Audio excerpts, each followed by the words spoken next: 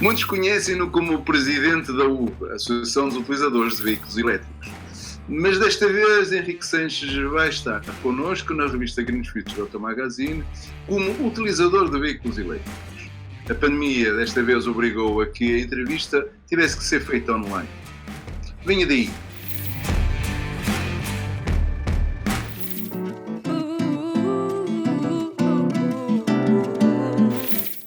Bom, a mobilidade elétrica surgiu na minha vida já nos anos 90 do século passado. Portanto, eu vivi 15 anos no estrangeiro, 10 dos quais em Madrid, e nessa década de 90 eu tive o meu primeiro contacto com a reciclagem, com a recuperação do plástico para fazer tecido, fio para depois poder fazer tecido. Foi o meu primeiro contacto, de facto, com a sustentabilidade, com os problemas ambientais e ecológicos, foi na década de 90 do século passado. A partir daí, eu passei a ter preocupações ambientais fortes, não só pessoalmente em termos de alimentação, do deixar de fumar, do uso muito mais moderado dos plásticos, mas também de tudo aquilo que eu pudesse intervir na sociedade. Eu lembro depois, já em 2021, fui a uma conferência nacional do hidrogênio em Long Beach, na Califórnia. Na altura era o Arnold Schwarzenegger, o governador da Califórnia, e já nessa altura o objetivo era tentar perceber o que era um carro elétrico a pilha de combustível. Concretamente, até o foco da minha ida a Long Beach era uma moto a pilha de combustível que iria ser lançada por ingleses. E, de facto, nessa conferência nacional realizada em Long Beach, se bem que não houve uma conclusão final da conferência, mas aquilo que ficou claro para todos é que o carro, a pilha de combustível, não era de todo o caminho a seguir pelos custos gigantescos que iriam ter, e estamos só a falar dos Estados Unidos, realizar toda a infraestrutura de distribuição do próprio hidrogênio, já para não falar no processo de fabricação do próprio hidrogênio. E, portanto, eu nessa altura realizei vários test drives com várias marcas que tinham carros a pilha de combustível, quer europeias, a Mercedes, quer muitas japonesas, a Nissan, a Honda, quer algumas marcas também americanas. Concretamente, eu lembro-me que a Honda tinha centenas de carros distribuídos a famílias para monitorizarem consumos, trajetos, períodos de carregamento, e de facto esse foi um projeto que depois não avançou. A partir dessa altura, estamos a falar de 2006, quando foi a conferência, foi abandonado completamente o hidrogênio e o carro a pilha de combustível, e apareceu em força o carro a bateria 100% elétrico, quer com o aparecimento da Tesla, quer com o lançamento mundial alguns anos depois do Nissan Leaf, do Renault Fluence e do Mitsubishi MR. Portanto, este foi o primeiro contacto que eu tive. E a partir dessa altura, ainda dos anos 90, eu recordo que uma das coisas que mais me fez pensar no mundo em que vivemos foi ter regressado ao sítio onde eu passei a minha adolescência, as férias, as chamadas férias grandes dos estudantes da altura, que agora já não têm. Fui visitar sítios onde eu apanhava rãs, obras, nos riachos, andava aos pardais com uma fisga, coisa que obviamente eu já não faço, e reparei que o riacho tinha desaparecido. Era um pequeno esgoto a céu aberto. O pinhal tinha desaparecido, era uma urbanização. Tudo o que era impermeável tinha desaparecido, era alcatrão e passareio. E isto chocou-me bastante. Como em poucos anos, estamos a falar talvez de 20 anos, 15, 20 anos, tinha desaparecido toda uma natureza que eu conheci com os meus 15, 16 anos. Portanto, isso foi um grande alerta para mim de que algo era urgente ser feito.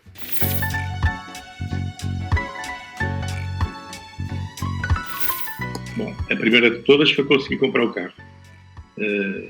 Portanto, o primeiro contacto que eu tive com o Nissan Leaf foi no pavilhão de Portugal, no Parque das Nações, numa altura em que a Nissan estava a fazer o lançamento comercial do carro cá em Portugal. Portanto, o lançamento mundial do Nissan Leaf foi feito em Portugal. Foi feita uma primeira entrega em 2010 de alguns Nissan Leaf com a bateria de 24 kWh ao governo português e à Mobié, que tinha instalado, entretanto, no final de 2010, toda a rede piloto do projeto Mobié. E nessa altura, eu lembro-me que um dia que vinha do trabalho para a minha casa, passei pelo Pavilhão de Portugal, vi aquele aparato todo da Nissan e parei e fiz o test drive. E fiquei muito contente com o que vi, com completa segurança, silêncio, com o facto, por exemplo, dos tecidos, dos bancos e o forro das portas serem feitos com o tal fio que produzia o tecido através da reciclagem de garrafas PET, de plástico. E eu cheguei a casa e lembro-me de dizer, já sei qual vai ser o nosso próximo carro, e vai ser este.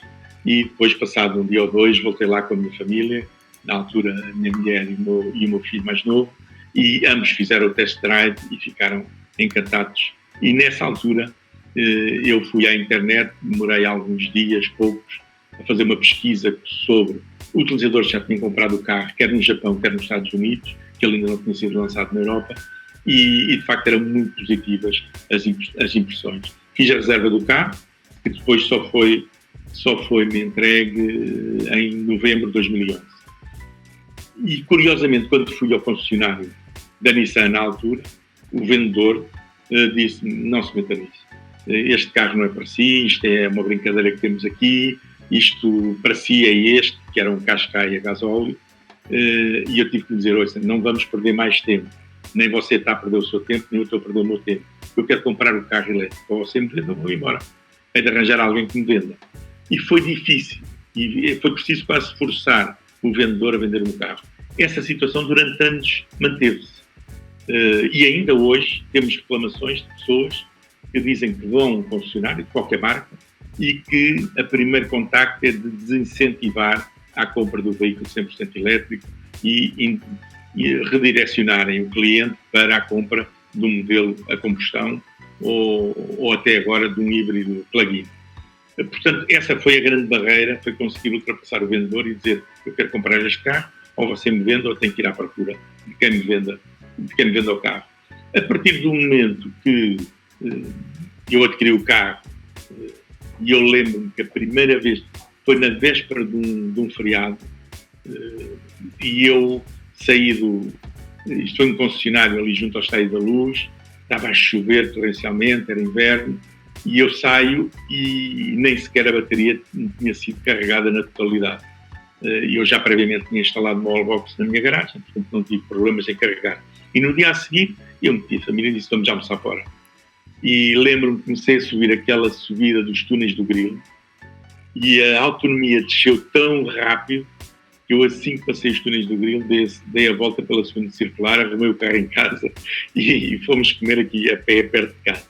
Só que depois é que me fui a perceber que, de facto, ele estava a consumir muito porque estava em esforço, estava numa subida muito pronunciada e que depois na descida ele até recuperou alguma dessa autonomia.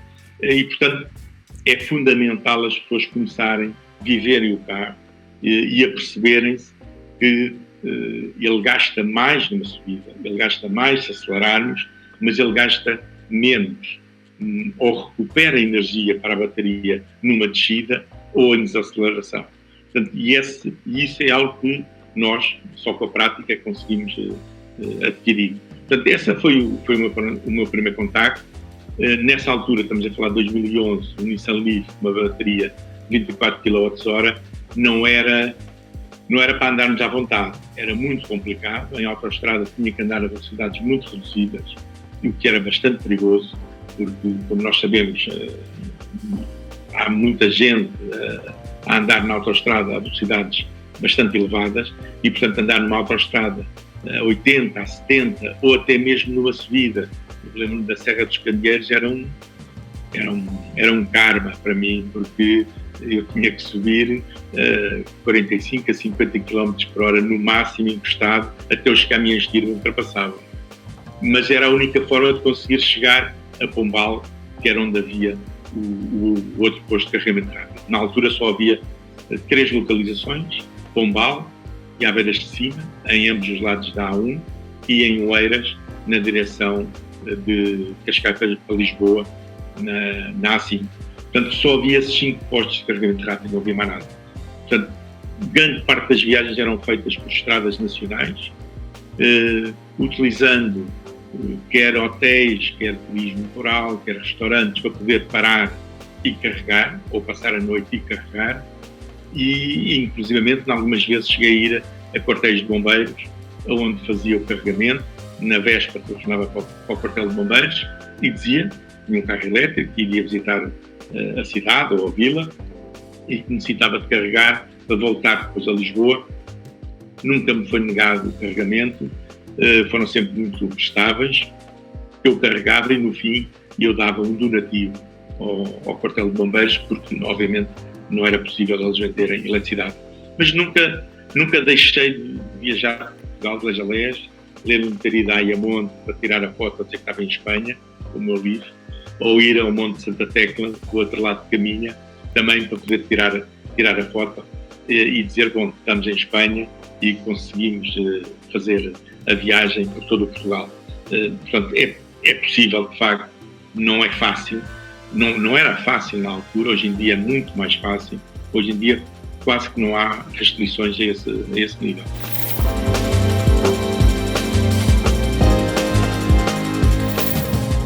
Chamaram-me maluco e daí para cima todos os nomes que possa imaginar. Portanto, a generalidade dos meus amigos diziam, isto não é para agora, isto é capaz de ser o futuro, mas não te metas nisso, vais ter imensos problemas, não vais conseguir carregar. Enfim, mesmo a família também tinha uma posição muito, muito distante do carro elétrico, a não ser a família chegada. Portanto, a mulher e os filhos, de facto, apoiaram-me desde sempre, porque já me têm apoiado também noutras iniciativas menos ortodoxas e mais malucas, digamos assim, entre aspas, e, portanto, apoiaram claramente nesta aposta que era o veículo elétrico. Mas eu lembro que demorou vários anos até o meu primeiro amigo adquirir um veículo elétrico. Eu já estava quase desesperado porque não havia forma de convencer. Neste momento são dezenas de amigos e de familiares que já possuem veículo elétrico, portanto já dei por bem feita a sementeira e a semente da mobilidade elétrica, porque de facto neste momento é evidente que na altura havia grandes dificuldades. Primeiro, havia muito poucos modelos, os modelos que existiam eram muito caros, tinham muito pouca autonomia, não havia rede pública de carregamento e, portanto, era de facto uma aventura. E daí nós falarmos entre nós que somos um pouco como os pioneiros, era de facto uma aventura e tínhamos que estar disponíveis para algum sacrifício, digamos assim. As viagens que demorariam normalmente 3 horas iriam passar a demorar 4 ou 5 horas e, portanto, era necessário uma grande organização e planificação da viagem previamente para não ficarmos a meio caminho. De qualquer forma, eu nunca fiquei sem bateria. Curiosamente, em toda a minha vida, fiquei várias vezes sem gasolina e tive que chamar reboques para me virem rebocar o carro, mas nunca fiquei sem bateria no carro elétrico, porque, obviamente, eu sabia que aí tinha que ser muito mais organizado e já sabia que a autonomia era muito reduzida e, portanto, era preciso planificar bem as viagens. Mas planificando bem as viagens, eu costumo dizer que a bateria dá sempre. É uma questão do nosso pé direito. É levantar o pé direito. É aproveitar as descidas para recarregar a bateria. E, portanto, nós vamos conseguindo aqui um equilíbrio que nos vai permitindo conseguir puxar ao máximo a autonomia do carro elétrico.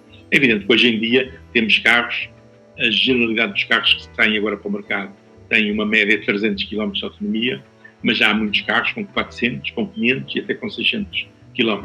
Portanto, já não é o problema. Eu lembro que este meu primeiro livro tinha 140 km de autonomia, muito bem gerida. Muito bem gerida.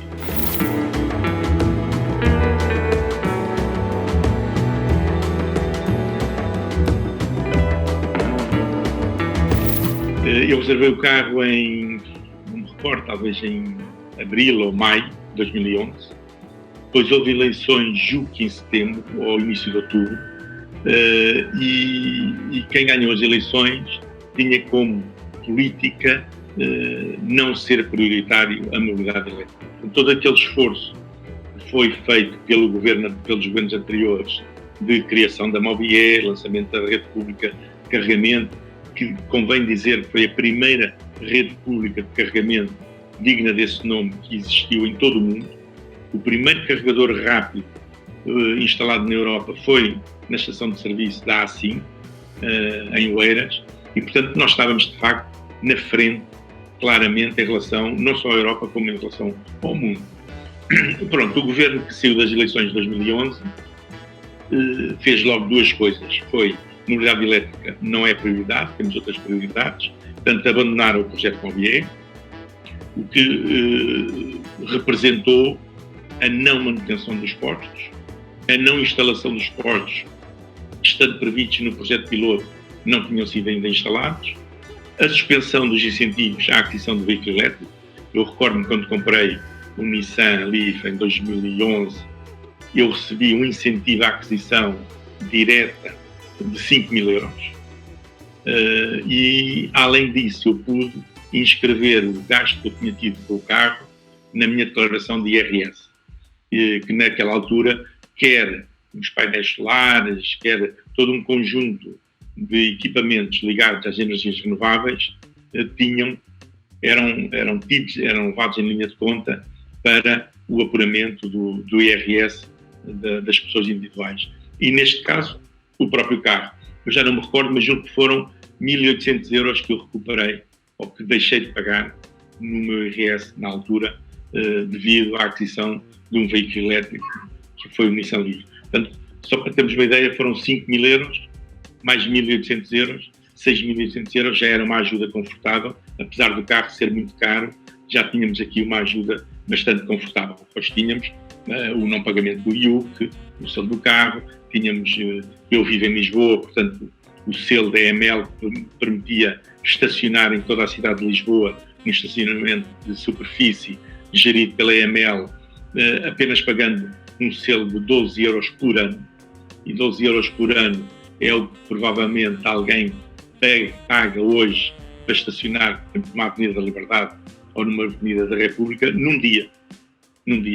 Portanto, estas ajudas foram absolutamente fundamentais. É evidente que eu senti e interroguei, bom, eu agora tenho o carro, aliás, mesmo até de receber o carro em novembro, porque as eleições eu julgo que foram no início de outubro, eu fiquei, bom, avanço, não avanço, isto é capaz de me trazer problemas, mas disse, bom, este é o caminho, este é o futuro, esta é a roda da história, vai neste sentido, e portanto eu vou avançar, sabendo que poderia ter algumas dificuldades. E de facto foi todo esse período, 2011 a 2016, que teve parado. Foram 5 anos em que a rede Mobier teve parada.